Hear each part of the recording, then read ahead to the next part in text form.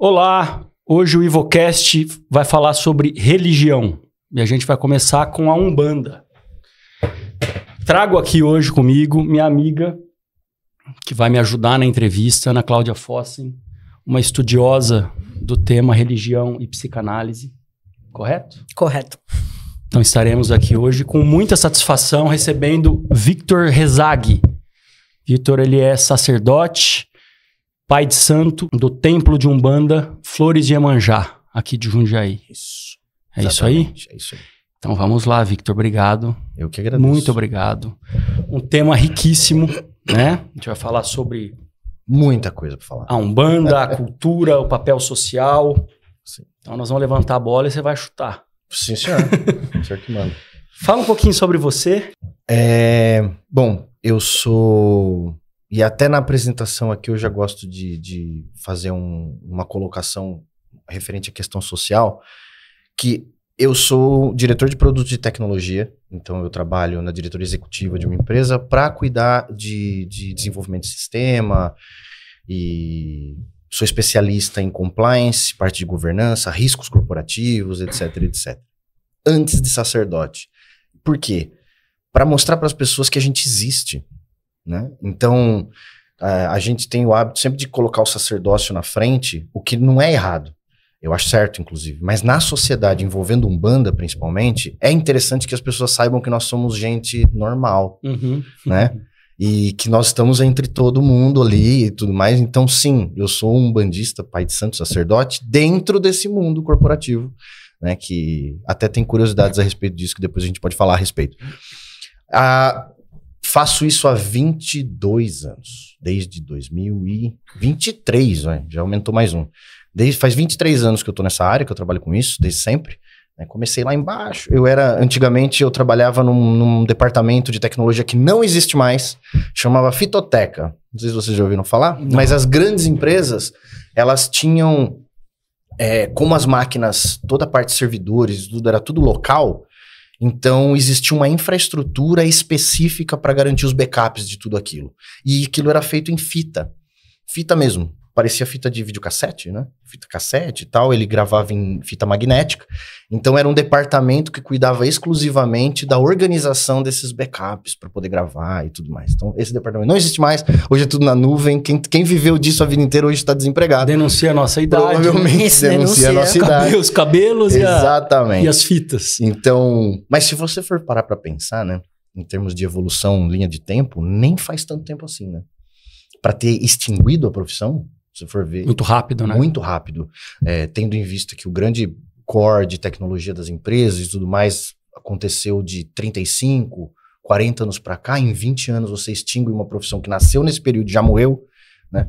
Então, foi bastante tempo. E aí, enquanto a vida acontecia, teve esse período de vivência dentro da Umbanda, né? Então, desde adolescente, 14 anos, então a gente passa por um período... de contato com a religião, pela família. Minha família não é umbandista, minha família é de nascença, né? Católico e espírita. É uma mescla de catolicismo e espiritismo. E aí a gente acaba caindo na Umbanda por uma coincidência. O meu avô era um grande despachante aqui de Jundiaí, conhecido bastante aqui em Jundiaí. E acaba que ele vai para um terreiro ajudar o terreiro a se legalizar. E aí, por conta dessa ajuda e tudo que eles viveram ali, ele é convidado a participar do terreiro, e ele faz parte da corrente, e aí minha família começa a frequentar, né? E aí a gente cai na Umbanda assim. O avô foi o pioneiro. Meu avô. E o que é curioso, inclusive, nesse aspecto, até pra gente falar um pouco dessa questão social, é que nós talvez, ainda não é certeza, porque a nossa cultura ainda é judaico-cristã majoritariamente, mas... nós estamos entrando agora nas primeiras gerações que são genuinamente umbandistas. Né? Até a nossa idade, mais ou menos, entre 40 e 50 anos, ninguém nasceu umbandista. Né? Então, a gente começa agora a conhecer pessoas, crianças, que já nascem no berço dessas pessoas que eram de outras religiões e migraram para a Umbanda. Né? Eu faço parte desse grupo. Então, se você olhar a Umbanda nessa faixa etária hoje, pode ter certeza, todo mundo tem uma história religiosa anterior. Né? Raramente você não vai ter. Muito interessante. E a Umbanda? Conta um pouco do contexto histórico da Umbanda, né? Quando surgiu, como que foi essa trajetória até agora? Comigo? Da Umbanda. Então, da religião. Aqui é uma coisa legal da gente estabelecer, porque eu tô aqui assumindo um papel, esse papel ele é crítico aqui, tá falando publicamente sobre isso, porque acaba que a gente fala em nome de muita gente e que envolve muitos contextos, então tentar sintetizar. A Umbanda, ela é uma religião que ela tem muitas origens e uma história. Então, aqui a gente já precisa estabelecer que quando a gente fala de religião e religiosidade, existem questões conceituais de natureza sociológica e antropológica que vão além da percepção de quem está vivendo aquilo, né? Por que eu digo isso? Porque a Umbanda ela tem uma história registrada, gravada, datada. Isso é história. Outra coisa é debater origem. Então, quando a gente olha um terreiro de Umbanda de frente, que você olha o que está acontecendo ali, que você olha a ritualística, que você olha o modelo, que você olha a reza, traduzida em música, quando você olha a instrumentalização dessa música, que é feita pelo tambor, você encontra a origem em diversos aspectos coloniais do Brasil. Então isso vem desde a origem afro, muito forte, e que existiam religiões antes da Umbanda que faziam isso já, e depois você tem também a influência ameríndia muito forte, que é a parte indígena. Então, a parte ritualística da natureza, somado a chás, ervas, defumação, a presença do fogo.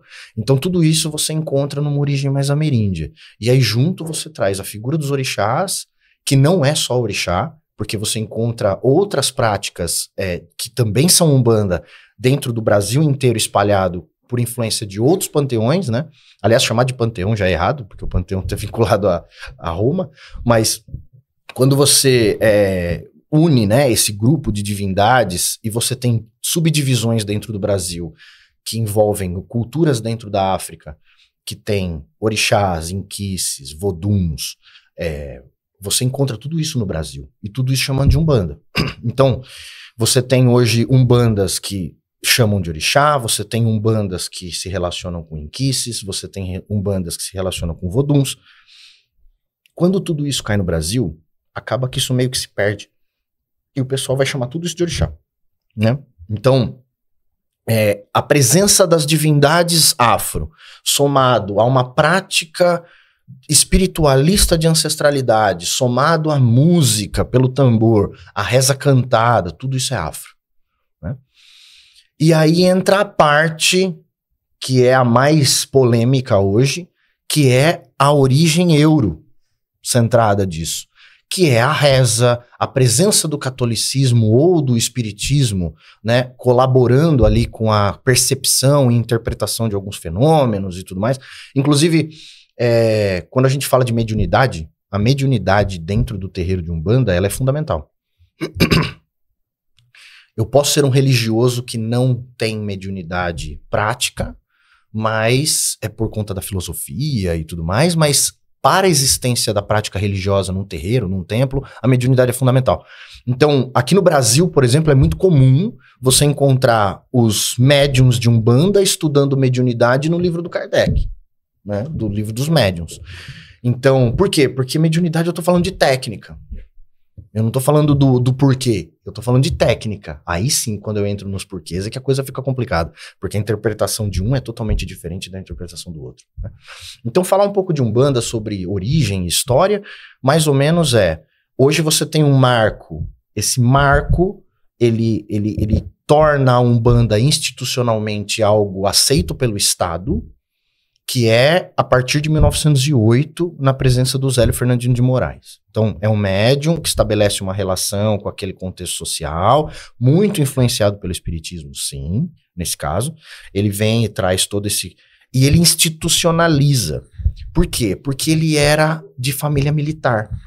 Então, em 1908, quando você pega recém-proclamada a República, o país até então era fundamentalmente, institucionalmente católico, oficialmente católico. você proclama a república, ele se torna laico. Não é bem assim, né? Porque uma coisa é você falar agora ele é laico, outra coisa é ele ser de fato. Sim, sim. Né? Então não tem como você fugir de uma institucionalização sem passar pelo que está enraizado na sociedade. Não tem como. Visto que todos os cultos afro, antes de se chamar Umbanda, que já existiam, eles eram marginalizados.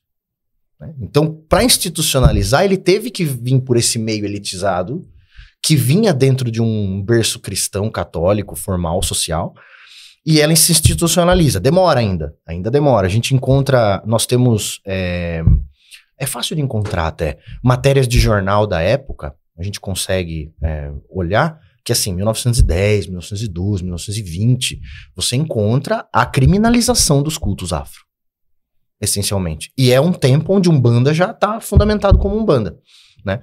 Então, é o que a gente fala da escravidão, né? Se você analisar friamente, a escravidão ainda existe.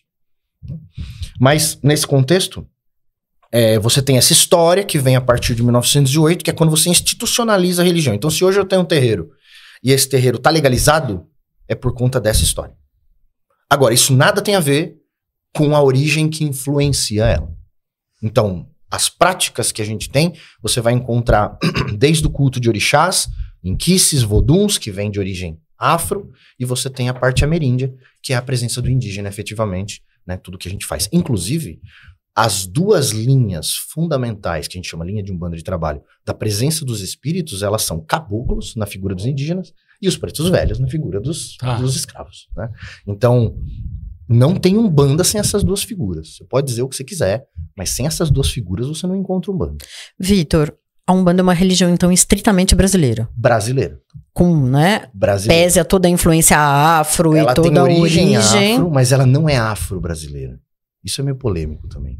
Porque quando a gente fala que ela é brasileira, dá a impressão que a gente está menosprezando o valor afro dela. Não é verdade. É que quando você chama alguma coisa de afro-brasileira, afro-ameríndia, afro... Ou, sei lá, pega empresas, né? Por exemplo, você pega uma empresa que ela é anglo-holandesa, né? Por que a gente coloca esses nomes? Porque ela representa a miscigenação cultural. A Umbanda, tudo que você vive na Umbanda é brasileiro, não é afro. Porque até a representação da afro-ancestralidade é fundamentada no que se viveu no Brasil. Entende? Entendi. Que é totalmente diferente do candomblé. O candomblé tem por excelência resgatar a cultura antes da escravidão. Então tudo que eles fazem é olhando para uma ancestralidade fundamental pré-colonial.